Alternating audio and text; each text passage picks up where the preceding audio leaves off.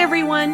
Welcome to Still a Little Salty, the podcast where we're not afraid to add a little flavor to our faith and a lot of laughter to our lives. We're your hosts, Christy and Heather, two friends who have seen life's ups, downs, and the salty in-betweens. We're here to talk about real life, real faith, real friendship, and all the moments that shaped us along the way. So grab a drink, get comfy, and let's dive in. Hello. Merry Christmas. Merry Christmas. And welcome back to episode 5 of Still a Little Salty. Yeah, it's a cold and frosty December day. Yes, it is. December evening. It's true. It's dark outside. It's always dark outside in Ohio in December. Oh, we're in that season. Yes, where it's you blink and then the day's gone. Yes.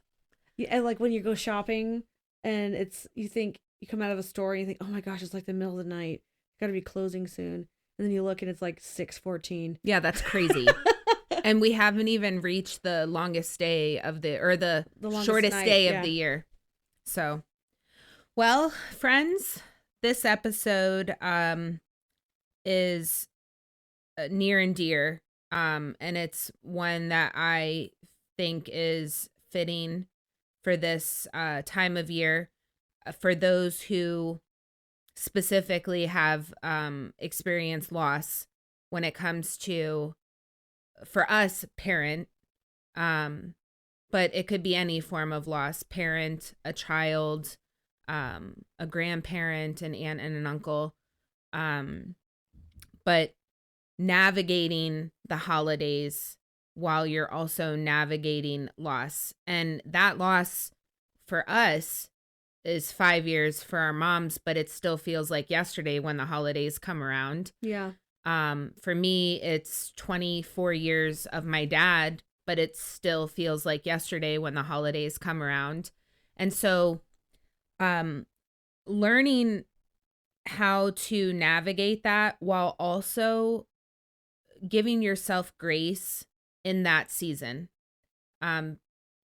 Because it could be heavy and it can be difficult to navigate, especially when you're a parent, whether it's a step parent, a biological parent, whatever that may be. When you're, especially as the mom, and you are kind of like the master of the happiness, the magic. You're the master of the magic of the holidays. Right. So when you don't feel like being magical. Yeah. And the expectations are to still bring the joy, even though internally you may feel like you're screaming. Mm-hmm. And so knowing, one, that that's okay. It's the reason that this was something that I really wanted to talk about right before the holiday is because I personally, and I can't speak for you, but I recently have accepted Jesus. This is nothing new. Like everyone knows this by now that's watched, but I'm new into it. September, and I had all this passion and excitement, and I still have that. But I noticed the week before Thanksgiving, I started to just have like a funk. Yeah. And Thanksgiving rolled around and I've always hosted. It's been my house since Matt and I have been together. And, when the kids were little, we would rotate. Obviously, every other year we would have them. And so sometimes we would go to Maryland if it was an off year that we didn't have the kids. But nonetheless, our house always was the house that we would host. And ever since losing my mom, actually Matt said it on Thanksgiving Day, I made a ton of mashed potatoes, and I do it every single year. I make too much mashed potatoes. My mom and I both would make the mashed potatoes together, and we always made too much. And he had made a comment Thanksgiving Day, like, I feel like that's a thing that you do and you don't even realize you're doing it. Yeah. And it's in reference to your mom. So then it got me thinking, like, I feel like the funk is because I'm missing my mom.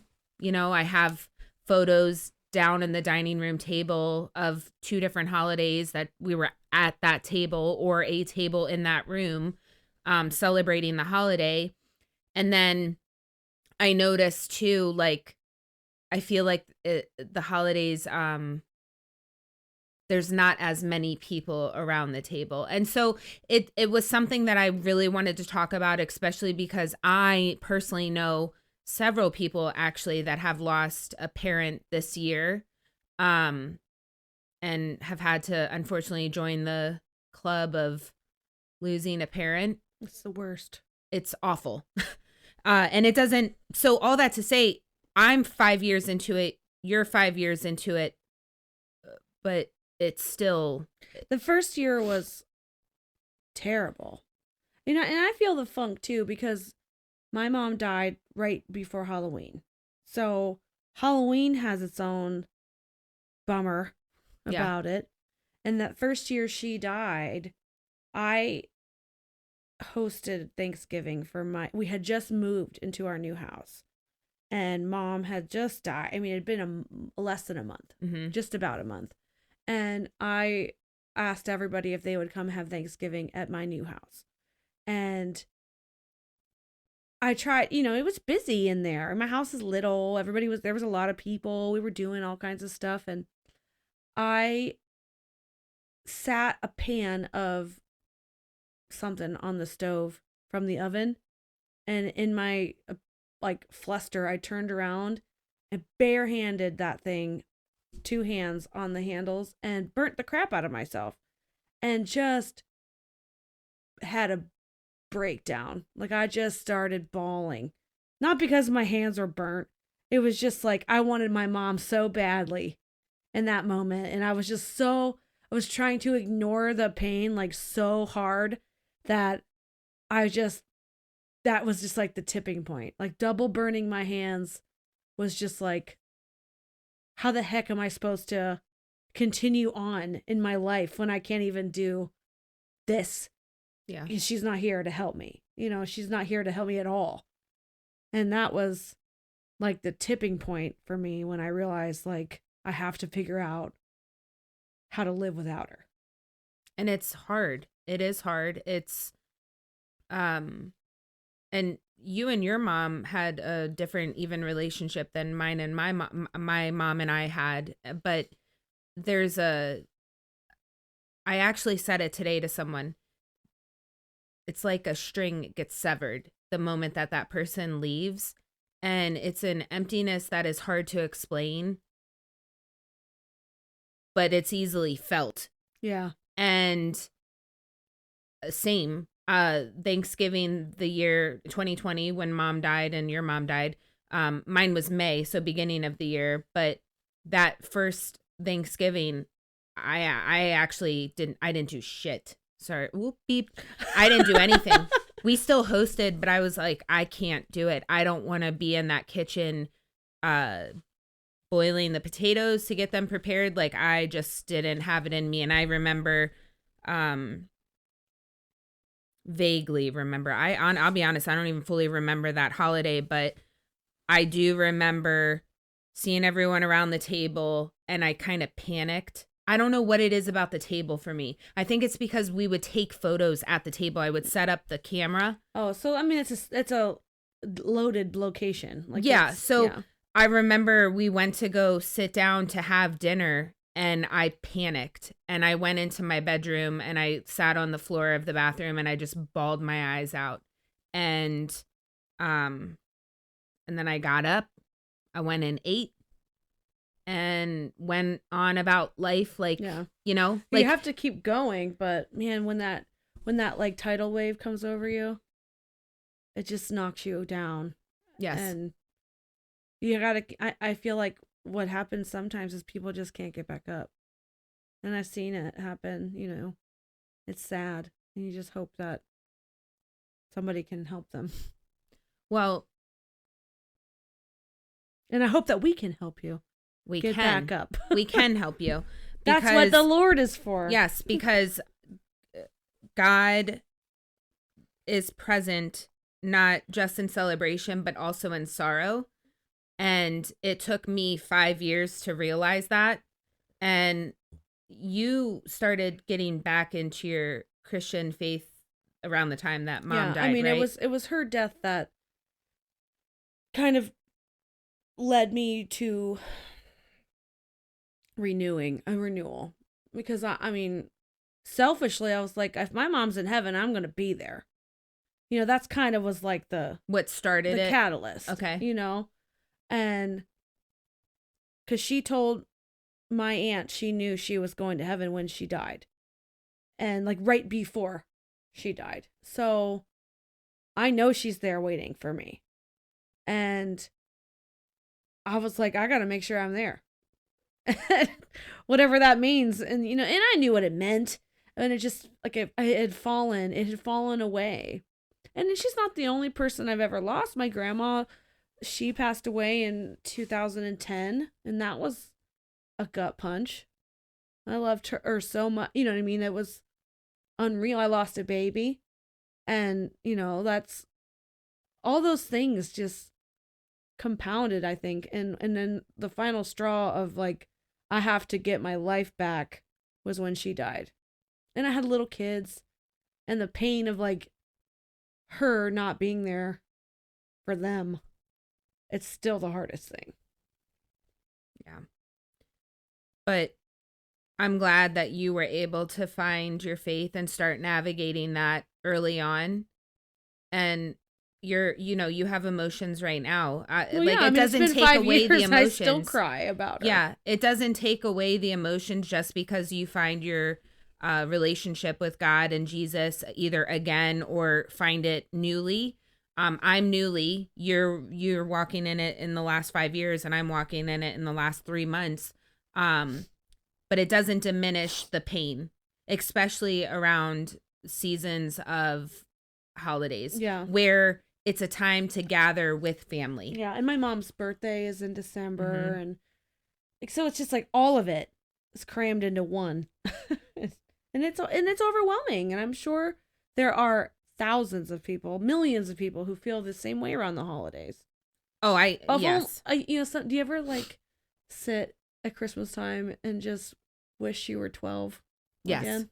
All the time. Maybe 10, 8 when it's really special.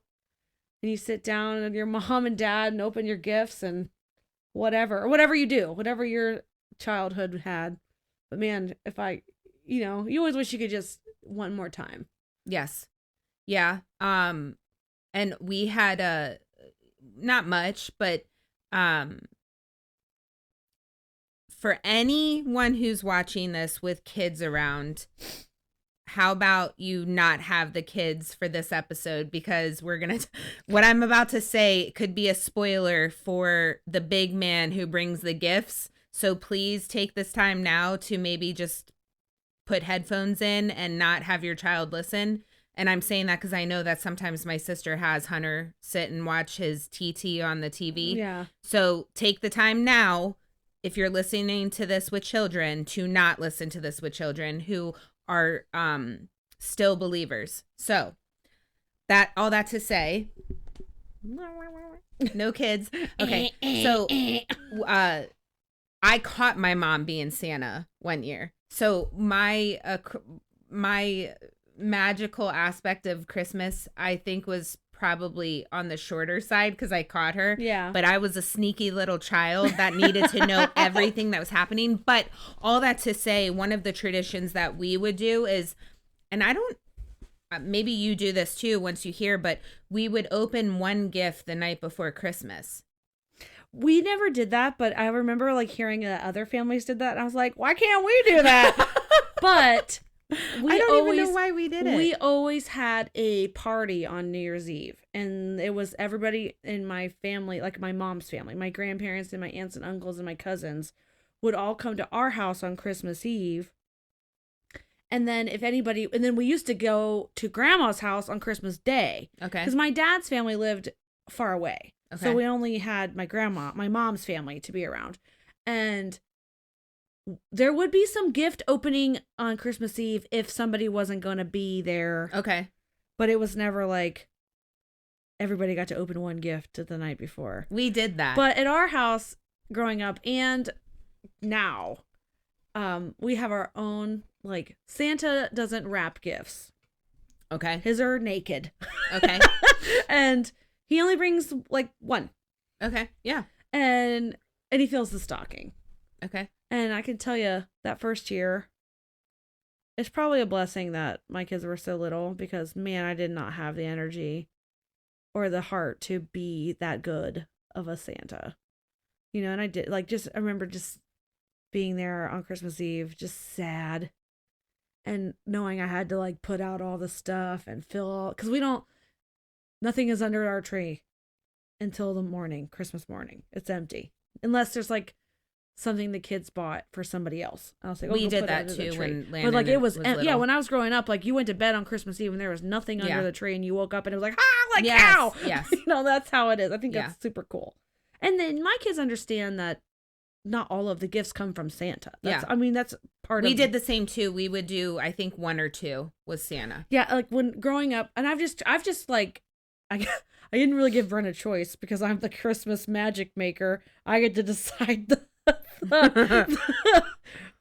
structure. I was like, Santa brings these and they're not wrapped, and the kids are allowed to go downstairs, and anything that's not wrapped or that's in their stocking they can mess around with until we get down there. Okay. Because my dad, I think that was one thing my mom made up to appease us, because I think my dad intentionally took like the longest shower ever on Christmas morning. Oh, yeah.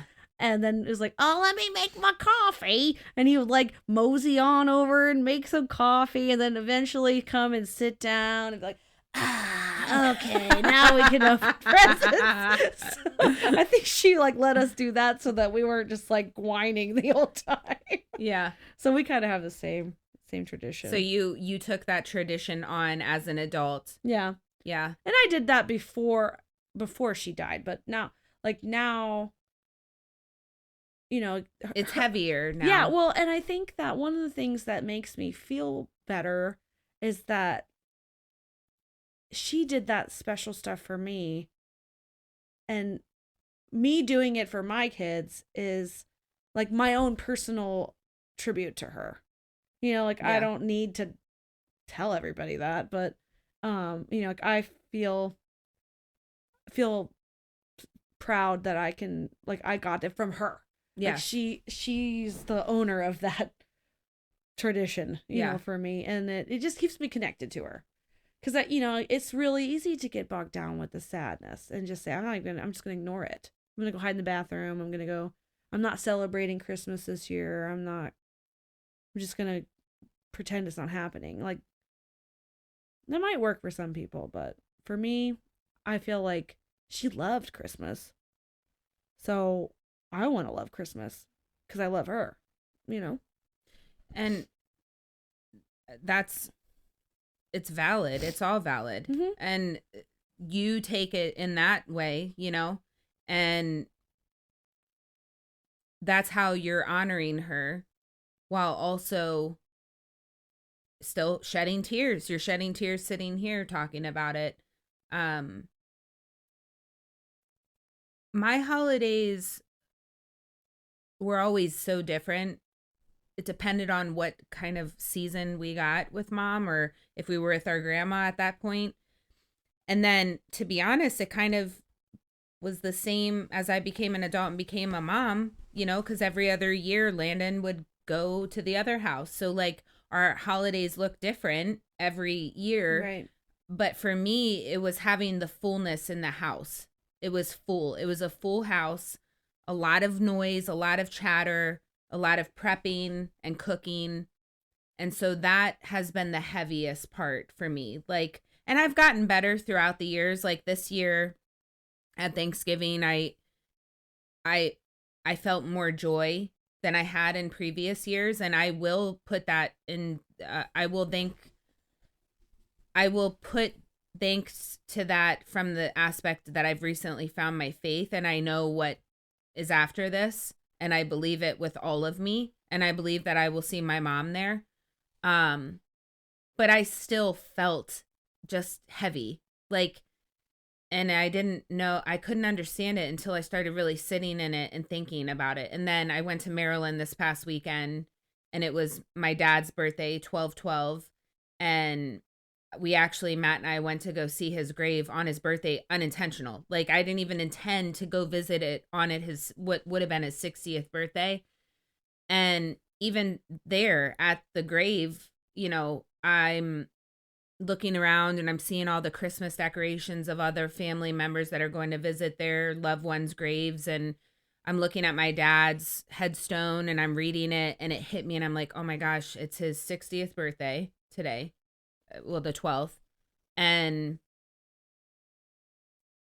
I just started crying. And I've been visiting his grave for 24 years. Like, and it's been a while since I've shed a lot of tears there, but I started crying, and it was almost like a relief of letting it out. But then I smiled because I was like, well, I hope that I'll see him there. I don't know if he believed in Jesus. I hope he believed in Jesus. I know he was a spiritual man, and he had a heavy life of crime and not great decisions, but that was also based on his upbringing and how he was raised. And so I don't even shame him for that, because if anything, I shame his parents because they taught him to do that. Right. And who taught them? Yeah. It's a So, vicious cycle. but all that to say, I realized some of this heaviness it's again, here come the holidays. And, you know, my brother-in-law Adam just lost his mom this year. And so I know what that first year feels like. You know what that first year feels like with the holidays. And I wanted to be able to talk about this and have someone go back and look at a video like this every holiday season to know that, one, if they're starting to notice that they're feeling just a little bit heavier right around the holidays, that it's okay and it's normal. It could be 1 year, it could be 1 month, or it could be 20 years since your loved one's been gone, but it's okay, because you know that it probably was a time every year where you got to spend time with them, and they're not going to be there anymore. Right. So, the holidays do change a little bit when that person's not there any longer, especially if it is a parent or a sibling, somebody who was in depth, your immediate family, when it was always there. Yeah. Like you said, that empty spot at the table. Yeah. And feeling like you have to leave that spot empty. That's kind of where I'm navigating now, is that my dad has met somebody and I really love her. I don't have any, like, it doesn't really have anything to do with my mom, but that feeling of, am I doing my mom a disservice by loving someone who is in the same tier, like someone who would be in a parental role to me. Now, I'm 37 years old. I don't need a parent to tell me what to do. I have a dad telling me what to do all the time. But like I care about her and I love her, and I value her as a older person to give me advice. Mm-hmm. And I mean, that translates to like a stepmom. Mm-hmm. And I think, it feels bad because it's like, oh, did I forget about my mom and now I love somebody else? But they're not even remotely the same person. So that's not. But I mean, that was it's normal to feel that, Heather. Well, that was mostly like last year. This has been over a year now. Last year felt that way. This year it feels less like that. Like I love her as a family. She's my family, and I'm happy to have her. I'm happy my dad has her. Like but I'm sure other people are navigating when people around you feel like they're moving on and you can't. Like I could never move on from her. Like she was my best friend my whole entire life. Yeah. And losing her was torture. And it will be forever. I talked to my uncle is a pastor. And right after my mom died, his dad died when he was around my age. And he told me that, I mean, he's a man, a full-grown 60-year-old man. I don't know how old you are, Uncle Dave. I'm sorry if you're not 60 yet. He still gets teared up when he thinks about his dad. 30 years later. Mm-hmm. I don't know how I could ever stop missing her. But I think eventually you start to like realize that it's just the way it is. This is how I don't know. No, and it's okay to know or not know what to say. This is a topic that it's heavy and it's hard to navigate around. And that's okay. Right. There's if you feel pressure, huh? I didn't think I'd be the weepy one. Oh. I thought it would be you. I wasn't sure what I was going to do. I just knew it was something on my heart that I wanted to talk about, and I wanted people to be able, if they want to watch this and kind of sit in those feelings and understand it's okay to be wherever you're at. If it's your first year without your loved one, it's okay if you don't feel cheerful. Adam, it's okay if you are having a hard time being happy around Hunter. Like, it's okay. Yeah. It's okay.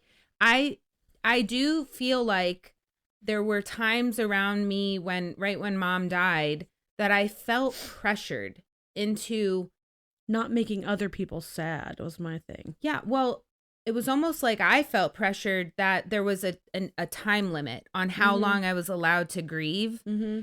And then it was like I had to hurry up and be okay and accepting of it. And I so to reference Casey, I love you, Casey, so don't take this the wrong way. But because everyone navigates loss differently, right? And everyone feels like they need to help their loved one and friend and family member that's going through the pain differently. Like how I would help you might be different how you would help me. But anyways, that first year, Casey bought me like an ornament for my Christmas tree and stuff that was referencing mom not being there. And it bothered me really bad. Like I was really upset about it.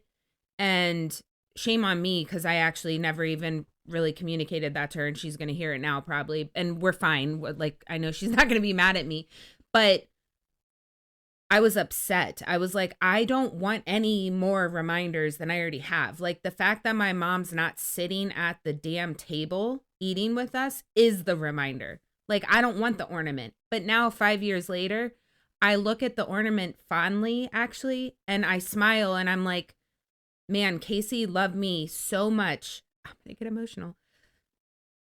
That she bought that ornament for you. Yeah, that she went out of her way to try and show me that it's okay. Yeah. It's okay, and it was so sweet. But that year, I didn't want that. Like, and that's okay. What I'm trying to get out is if you feel anger or resentment or rage or something towards a friend or a loved one, that's okay too. It is okay.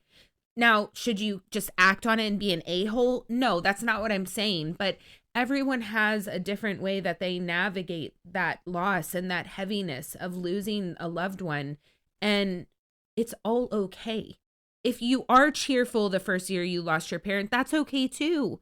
Like, maybe that is your way that you grieve them, is by just having happiness and knowing that they once provided so much joy to you at that season.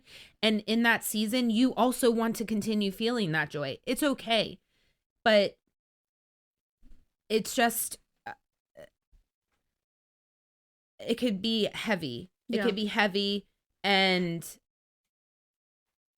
however it hits you is an acceptable way to hit you. So now that we've gotten that, the whole heavy out of the way, I would like to talk about some things that have helped, and maybe you have some talking points or things that you have done throughout the last 5 years that have helped you in navigating the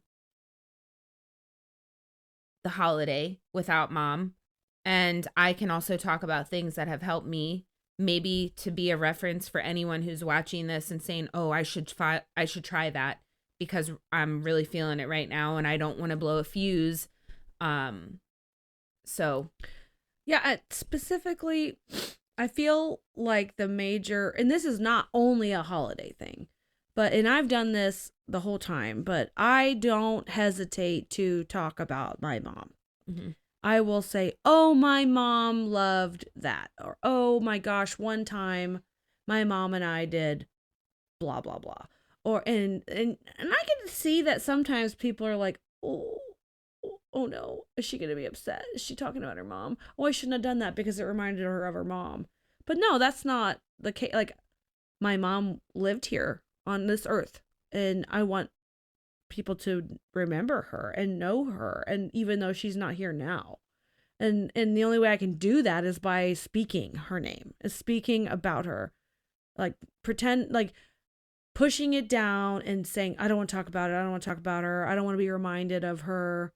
That wasn't me. Like, I want to have all the things. I want pictures of her. I want ornaments. I want people to say, oh, your mom was so great. Oh, remember that time your mom did this, blah, blah, blah. And I don't want it to like, oh, your mom. Oh, I'm just like, remember that one time your mom farted in a restaurant? You know, like, that's the kind of stuff I'm talking about. Like, just, she was fun. She was vibrant, and she Are you had... referencing when my mom farted on the bench? I forgot. But I just want to, I just talk about her, like, even when it hurts. Well, and I love that, because that is a side note. That has been a fear of mine as someone, as a woman who hasn't birthed a child, is who's going to tell my stories when I'm gone. And Landon. I know Landon will. I know he will. And Hunter will. Like, but that has been a fear of mine. So I love that you said that, because just because they died doesn't mean the memories of them died as well. Right. And so that's a great example, and a great way to help someone is by saying it's okay to talk about them too. Like, talk about them. If you don't want to, I understand. But that was something that helped you. Yes. Because it kept her memory alive. It kept her spirit alive in you and your children in the moments. And it didn't just completely kill her and eliminate her. Because Wade is too little to really remember her. I think he does, but he was 3. You know, what do you remember from being 3? Maybe a few flashes, you know. Yeah. Roland, he remembers her a lot more than Wade does. But they know what she looks like. They know about her. And I don't hesitate to say, oh, your Nana bought you that. Oh my gosh, your Nana loved that. Oh, one time she took you to the zoo and blah, blah, blah happened. Mm-hmm. We talk about her all the time. Like, Wade, at this point, Wade has been alive longer without her than with her. And so is Roland. Mm-hmm. Pretty much, he's approaching it. So, but she still feels like a part of our life because I made sure she is, mm-hmm. you know, and I hope that doesn't go away. It's probably reduced over time, you know, like I don't think I reference her daily, mm-hmm. but we do talk about, like, I don't, like Roland says stuff about her, you know. And my cousin's little girl is in 2nd grade, and she bought my mom a gift at the Santa shop this year. Aww. And because she has a little sister that also passed away, or an older sister that passed away, and she bought one for her too. Aww. And it's just like, Emmy can't possibly remember Aunt Sherry, but she does because we talk about Aunt Sherry, mm-hmm. you know, and my mom is Aunt Sherry, mm-hmm. obviously. Yeah. So, like, that's really special to me because they, like, my mom loved those kids, my cousin's kids, and I'm just glad that her memory, you know, my grandma and my grandpa are both alive, and they're both living in the grief of losing a child at 80 something years old. Mm-hmm. Like, it's horrible, and I know it has profoundly affected them, mm-hmm. and so keeping her memory, and they have so much more memory times. You know, like, I've got 32 years of mm-hmm. memory. They got 55. There's a lot more pain there. Mm-hmm. It's different. And then the same goes for my dad. His is different than mine. So just because my grief is different from his grief is different from your grief. We all miss the same person, you know? Yeah. Yeah, no, that's I would say that I didn't not talk about mom, but and actually I did like when people, and I should say I do like when people tell me stories about my mom, or bring her up in conversation. And Hunter too was also 3 when mom passed, so he doesn't remember her, but my sister talks about her as well at home. And so when he sees pictures, he'll say, "Oh, she's in heaven." And so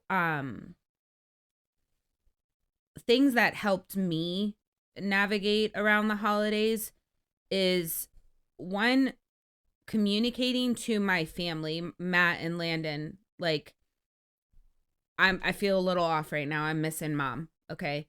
So helping them know that if I get a little snappy or if I start crying, like preparing them for the why, because not that they forgot that she's gone, but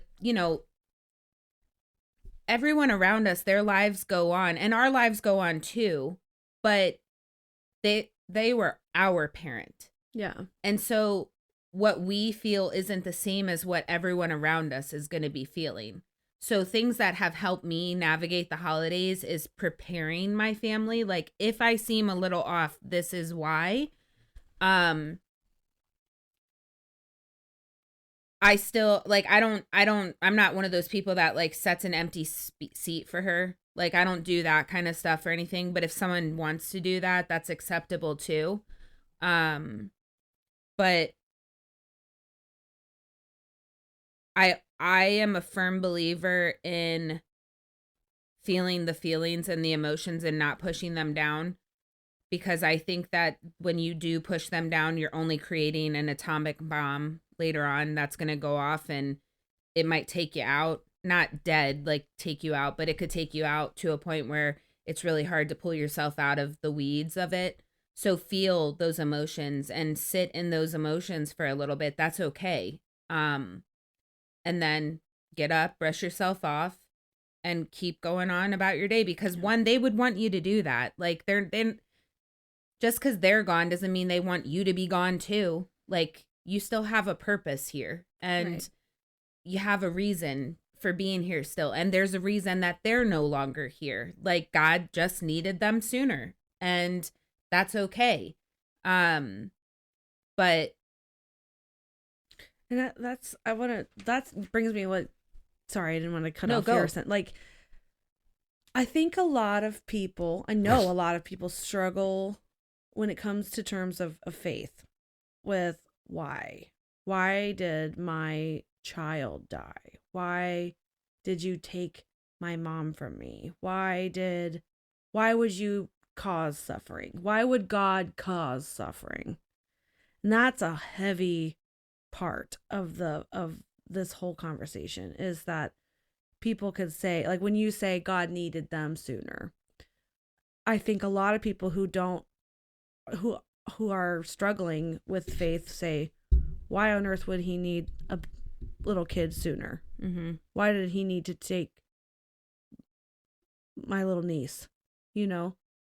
Why? And I can't give you a Bible reference. I All I know is that God allows us to live on this earth with free will. And that manifests in sadness and sorrow as well as joy and delight. Mm-hmm. Like, you can't have one without the other. You can't have good without bad. And if God's going to prevent all the bad or control all the bad, that means he controls all the good too. Mm-hmm. It means you can't make your own happiness in a way. However, you know what I mean? Like, you can't, like, the idea, like, you have the ability, like, if he's going to control the bad, that means he's controlling the good, and that also means that you don't get to choose whether you believe in God or not. Mm-hmm. Like, then you don't have free will. We do. We have, if we didn't have it, people wouldn't be able to say, I don't believe in God. You know what I mean? Yeah. Like, that's really like existential, but like, that's the only way I can wrap my head around it, is Bad stuff's happened. Bad stuff is allowed to happen because good stuff is allowed to happen. You can't. It's balance. That you can't have one without the other. No. Like, what would be good if there's nothing? If there's no such thing as bad, then there's no such thing as good. Well, and like, there was one of the services one Sunday where we were the discussion was about like questioning God and like, who are we to question him? Like, it's his decision. It's okay to feel those human feelings and sad and mad and angry. And my God, did I have a lot of anger? And I knew when it comes to my mom, I knew the time was, I knew it was going to happen. My mom put poison in her body every single day when she chose to do drugs. And she battled with mental illness, like, honestly, like no one else that I know. I don't know anyone else that was like her. So I knew that I was on borrowed time with my mom. I knew it was only a matter of time before I was going to be feeling that grief. Yeah. And so, as crazy as it sounds to say, even though I want her so bad, and she is literally the one person that I knew I could call and would be honest with me, and I could tell anything too. And she also wasn't judging me. But I'm also thankful she's not suffering anymore. And so even though I have to feel these big feelings and I cry and I miss her and I want so badly to make more memories with her and I wanted so badly to call her when I had to have my hysterectomy, you know, I'm thankful that she's at her final home and she's not feeling that pain anymore. Yeah. And so there's people that are going to be listening to this that are in a completely different reason and season for why they lost their loved one, whoever that is, whether it's a parent, a sibling, a child, an aunt, an uncle, a friend, even. Your reason and your season is going to be way different from mine. But what I can say is that where I'm at in my faith, I envy the beauty that they're now experiencing. Because it's a beautiful place full of love and light and no more pain. And maybe they weren't physically in pain, but this world is pretty damn painful. And it's a pretty heavy and dark place a lot of the time. So they're in a place that is so much more grand than we could ever imagine. And I look forward to the day, hopefully a long time from now, God and Jesus, I'm not ready to go yet. But keep her for a little bit. Yeah, I mean, I'm okay with suffering here on earth for a while. I could go to be like 90 or something, 95, 99. But I don't have a reason for the why God takes people when he does. But what I can say that I do believe is that where they're at is so beautiful and grand and wonderful that they're okay being there as well. And that, I guess now, 5 years after with her, that is where I'm at in my journey of grief that I will have for the rest of my life. I also am happy knowing where she is now. And I think what I think differently, not differently from what you're saying, but I don't think that God takes people. That's my, I think God welcomes people to heaven, but I don't think, the idea is that God is omniscient, which means he knows everything before it's going to happen, which is a supernatural concept that we really can't grasp. Right. But in my mind, I don't think that means he decided that you're going to die on this day. I think he just knows what's going to happen. He knows when you'll die. Mm-hmm. But the reason the determining factors are earthly. Accidents, bad decisions, old age, illness, whatever it is. Like, I don't think God predetermined everybody's reason and date of death. He just knows already, because he knows already. He knows when it's going to be. But he didn't, I don't think you got don't an believe Excel he created spreadsheet that with- baby in your belly and then said, oh, but by the way, I'm not going to let her birth the baby. Right. I don't. I think an earthly thing happened. Yes. That I think that the things that occur here on Earth is what influences every part of our life. And I mean, maybe I'm totally off base. But that's what you believe. That's how my brain wraps around it. Is that I'm like, like I know that things on this earth have been determined by science to cause cancer. Mm-hmm. Does that mean that when God created the earth, he's like, I'm going to make sure that this compound causes cancer so that Sherry will die in 2020? Right. Like, I just don't see it that way. Like, to me, it's like the earth, the things that we do, the free will that we utilize on this earth, and the decisions we make and the paths we choose, they all, I mean, it's like that whole butterfly effect. You do one thing differently and the whole world changes. And, so you exposed yourselves to things that make you sick. You do activities that are dangerous, and then you end up breaking your neck. And, like, those are things that are earthly. Those are choices. Those free will. That's like, I don't think the devil kills people. I don't think even think that God takes them early.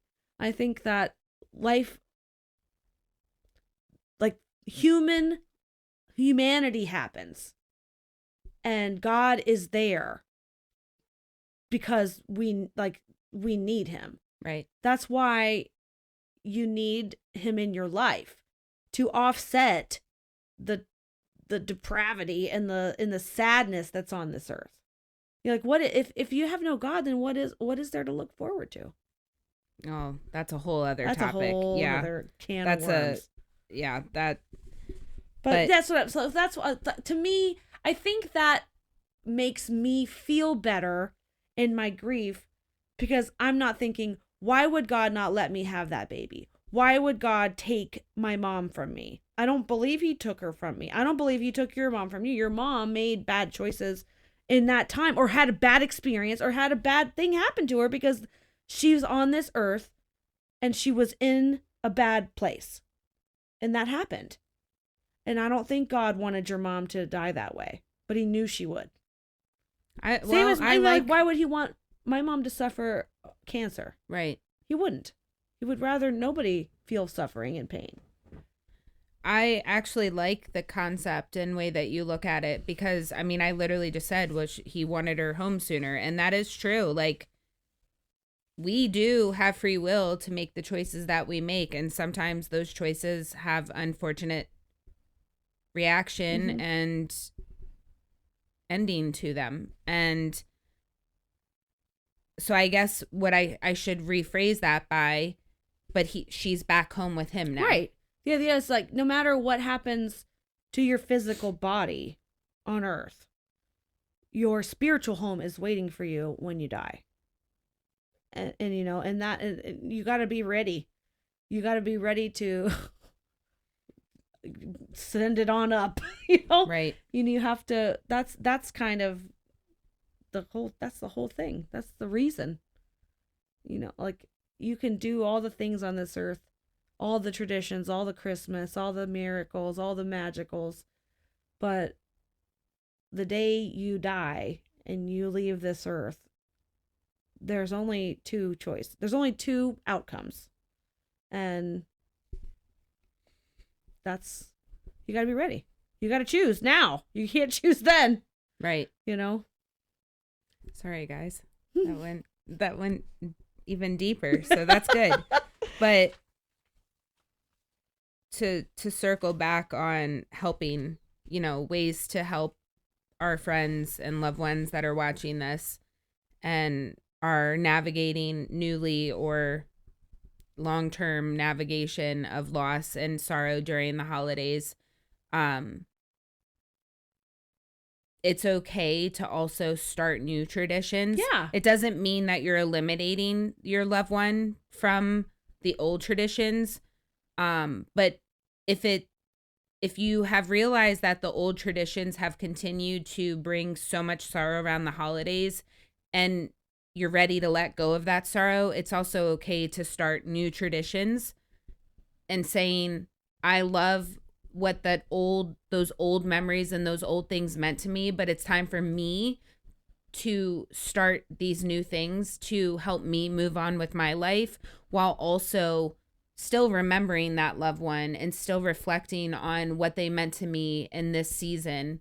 But I need to move on and let go of the pain. And so my way of doing that is starting new traditions. So if that is you, that's okay too. Like, there's no right or wrong. That's in the this theme, is that everything you do, if it works for you, is the right way. But in terms of grief. Yes, but and when we're saying that,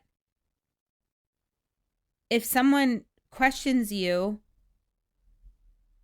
it's not theirs to navigate. It, like, they're going to navigate things differently than you. So, like, if you're also worried about the choices and the way you're navigating the grief, like, don't. Yeah, on the same hand, or the opposite hand, I don't know, other hand, having people who are feeling the same loss as you in a different way, I think is important too. Like I don't know how to describe it. Like when my dad and I experienced, and my brother, all three experienced different pain. Right. But if they had not been there with me, if I had not experienced the grief with them, it might have been harder. Oh, I'm not saying to like, eliminate people. I'm not like, so if people are questioning your grieving, like, maybe take a minute to ask them what they, you know what I mean? Like, take everybody's hearts into account. I'm not talking about Joe Schmo on the street. Oh, you shouldn't be sad anymore. But like the people who really know you, that really care, those are the ones that you need to be around. Those are the ones that you need to lean on. Yeah, what I meant by what I was saying is everyone's grief is different. So right. Like, if you're concerned about, it's been 2 years since your mom died and you're still like bawling your eyes out, meanwhile your brother or your dad or your sister or your mom have moved on, are not crying the same as you, that's okay too. Like, yes. Everyone's grief looks so different. And I just thought, like, I feel like a lot of times grief seems like a illness that's going to be cured. Like, eventually you won't be grieving anymore. Like, I think it's just this hysteria or this like feeling that grief is a temporary. There's a timeline to it, and yeah, I don't and it's agree with definitely that. not temporary. No. How could you ever stop being sad that your mom's gone, or your baby's gone, or your favorite best friend in the whole world, or your brother's gone, right? Like, how could you ever? Like, it's a lifelong state. It's like an added chunk of my personality now. And literally everybody will feel grief at some point in their life. Yeah. You gotta, unless you die first, I guess. Yeah. But if you live long enough, everybody's gonna feel it. It's not temporary. It's permanent. You have to learn to be a new person. Yeah. Yeah. I mean, we can't escape it. No. You can try and numb it, but that's a bad plan. Yeah. Like, generally. That. Take it from someone who like was medicated and avoided discussions and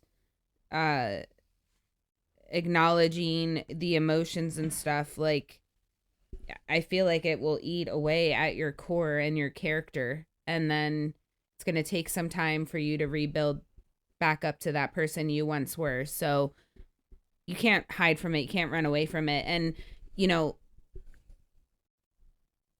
when we talk about our faith in God and Jesus, and it seems so exciting and joyful, like, God's not just in your life during the joyful moments. Like, he's there during the sorrow times as well. And he didn't promise that you were always going to feel happiness. Like, right.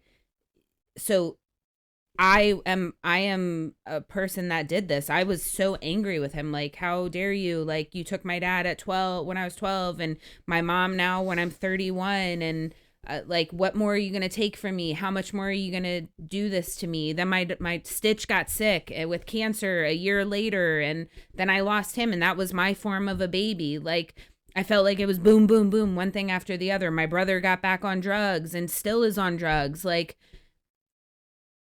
it's God created everything, yes. And God knows everything that's going to happen. But God gave us free will for a reason. And so the intent is not, I mean, of course, I think that he would want us to be happy and live joyful lives. But unfortunately, there is sin and bad things that happen, and we are meant to experience those as well, unfortunately. And it is what it is. Like, yeah, it all comes back to the very beginning, where when Eve ate the apple in the Garden of Eden, or in the Garden of Eden, not let sin into the world, and that's what I mean. Like, God didn't do all those things to you. It feels like it when you don't have a baseline faith, when you don't believe that God, when you're just a straw, like a straw in the wind, and it feels like there's no other reason this could happen other than God did it to me. And that's classic Job, your favorite Job, yes, book of the Bible. The devil, it was basically like it was a test. Yes. And Job was being tested. Man, did he get nailed. And the devil did all that stuff to Job. God did none of it.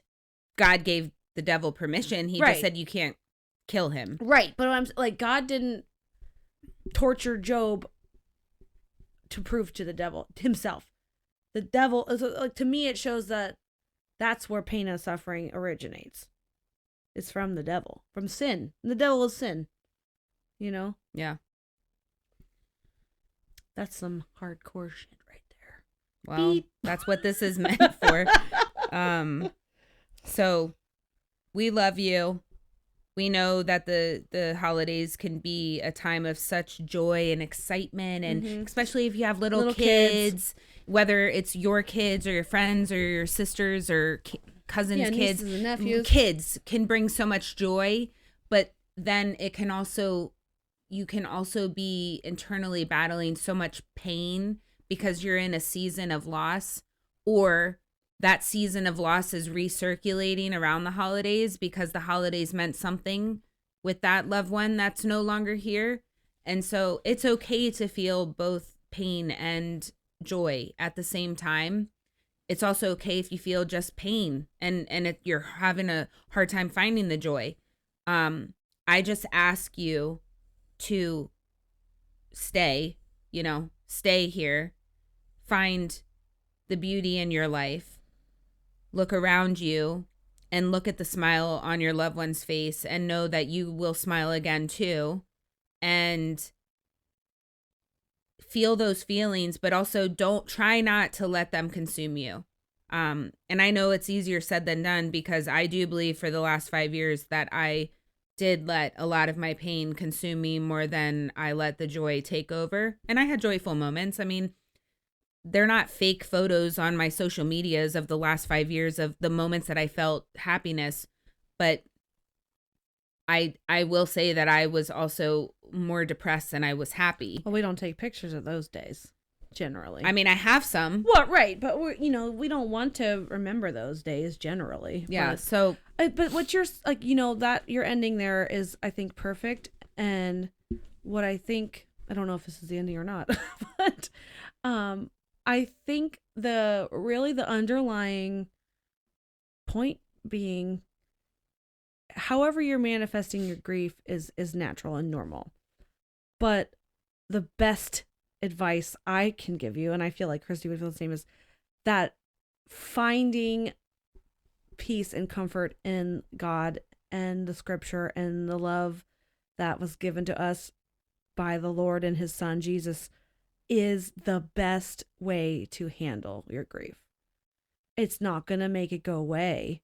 It's not going to make it hurt less per se, but it feels different when you have that comfort on your side.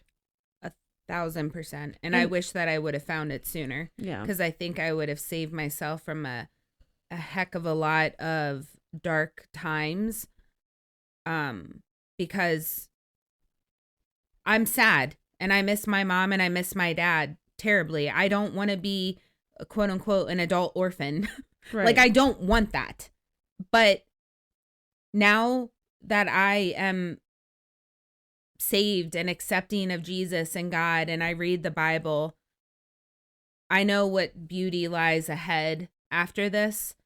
And I'm not saying it's taken away all my sadness. Like, I know that I'm going to cry, you know, I'm going to have moments that hit me out of nowhere and I just start missing one of them, or even other family members, not just my parents, but just speaking into reference things. But you're right.